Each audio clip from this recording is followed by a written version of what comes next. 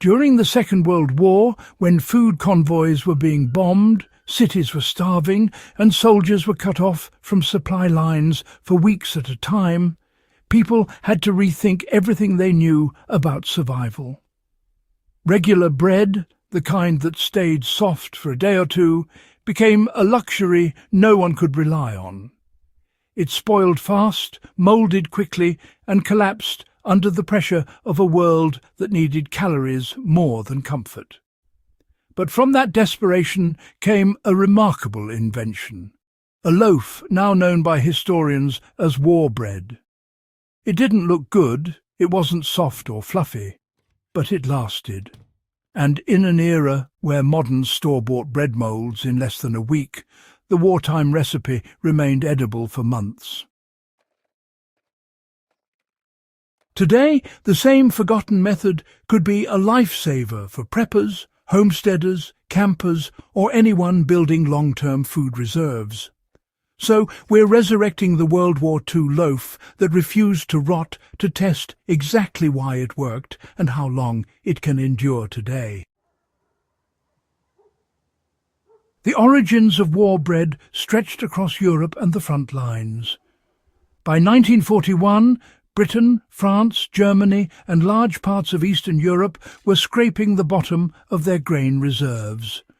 Wheat was rationed, flour was stretched with fillers, and yeast was inconsistent because of disrupted supply chains. Even salt had to be conserved.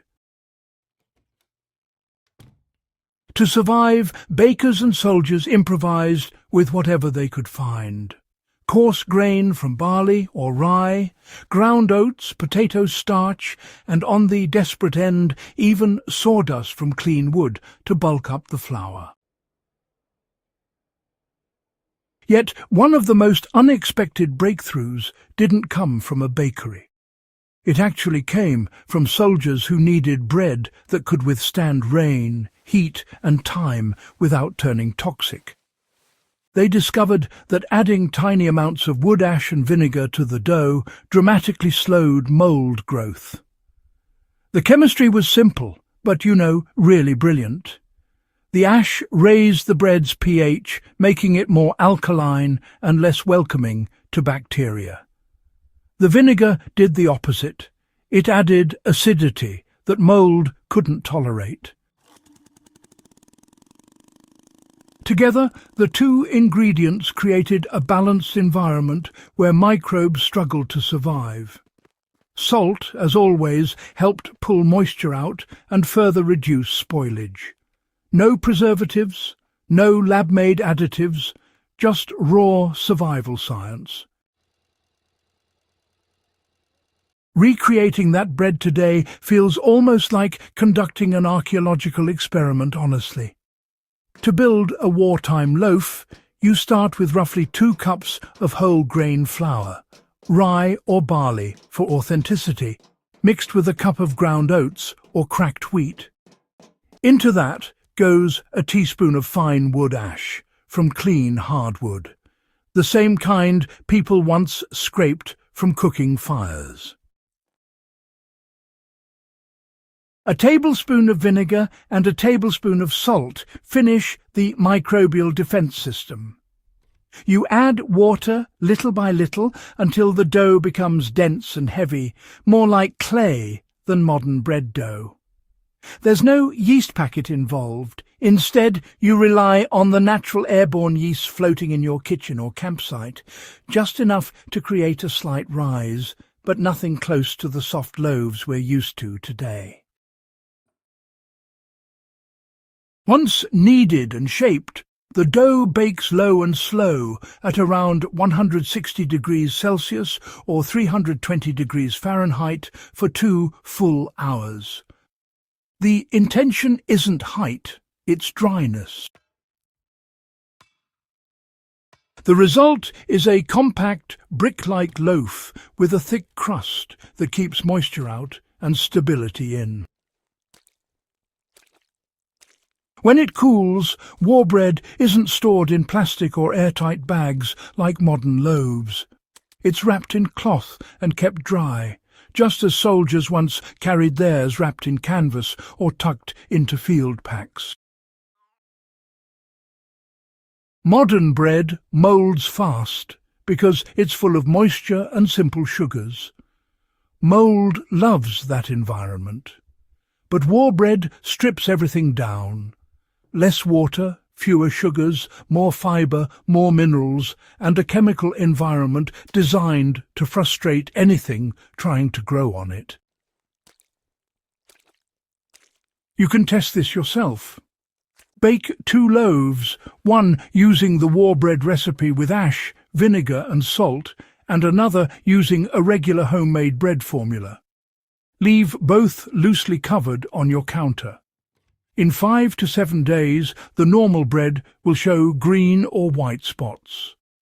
The war bread, if the recipe is balanced correctly, will remain unchanged for weeks. Stored dry, it can last for months. That difference during wartime honestly meant survival. A single loaf could sustain a soldier for days. Combined with a little lard, some dried vegetables, or maybe a ration of broth, it provided the calories needed for marches, watches, and work.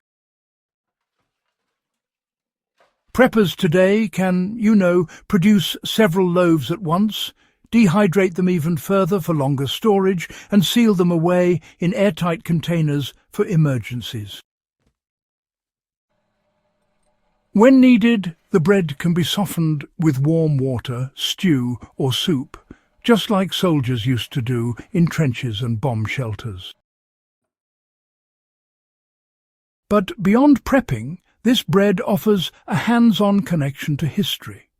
Museums, reenactors and military historians now bake war bread to demonstrate how civilians survived not just shortages but prolonged siege conditions. There's something humbling about handling a loaf that mirrors the food choices millions once depended on. It reminds us that the line between plenty and scarcity can shift fast, and that simple, low-tech solutions can often outperform modern conveniences.